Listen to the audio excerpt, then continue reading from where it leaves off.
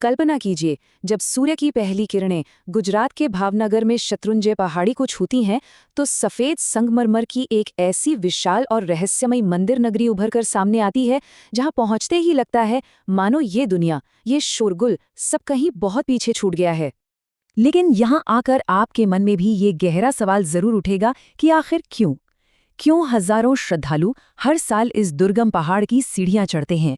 और एक ही पर्वत पर इतने सारे मंदिर आखिर क्यों बनाए गए? जैन धार्मिक परंपरा के अनुसार इस परम पावन भूमि का रहस्य इस गहन मान्यता में बसा है कि 24 में से 23 तीर्थंकरों ने अपने पवित्र चरणों से इस पहाड़ी को स्पर्श कर इसे हमेशा के लिए अमर कर दिया था। ये अत्यंत श्रद्धा के साथ माना जाता है कि प्रथम तीर्थंकर भगवान ऋषभदेव, जिन्हें हम आदिनाथ भी कहते हैं, उन्होंने इसी शिखर पर अपना उपदेश दिया था, जिसने इस पर्वत के साथ एक ऐसा अनंत आध्यात्मिक संबंध जोड़ दिया जो आज भी महसूस किया जा सकता है।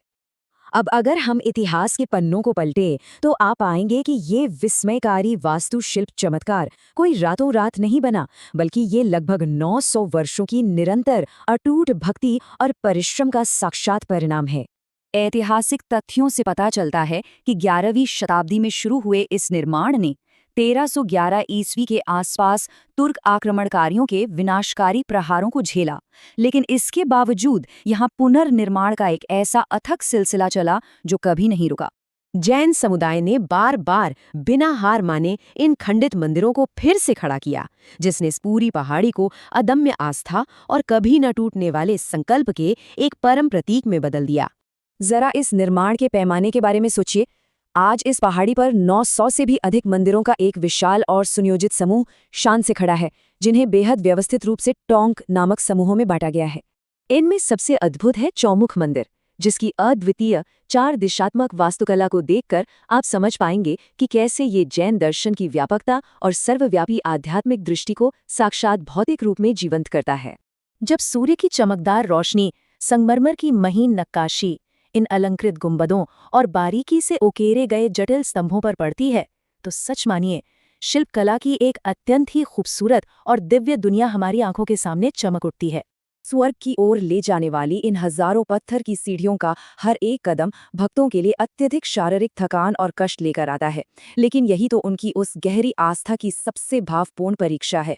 जैसे जैसे आप ऊपर चढ़ते हैं, वो तीव्र शारीरिक थकान एक अद्भुत शांति में पिघलने लगती है, क्योंकि ऊंचाई के साथ आपके ठीक नीचे बसे पालिताना शहर और गुजरात के विशाल परिदृश्य का भव्य नज़ारा विस्तार लेने लगता है।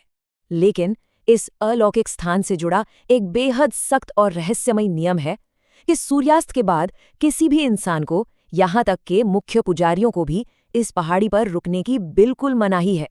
ऐसा इसलिए है क्योंकि ये गहन मान्यता है कि जैसे ही सूरज ढलता है, ये पूरी पर्वत श्रृंखला केवल और केवल देवताओं का पवित्र विश्राम स्थल बन जाती है। लेकिन जब कार्तिक पूर्णिमा का पावन समय आता है, तो नज़ारा बिल्कुल बदल जाता है। शुद्ध सफेद वस्त्रों में लिपटे हजारों साधु साध्वियों और श्रद्धालुओं की अपार भीड़ इस पूरी पहाड़ी को एक बेहद जीवंत और विशाल उत्सव में बदल देती है।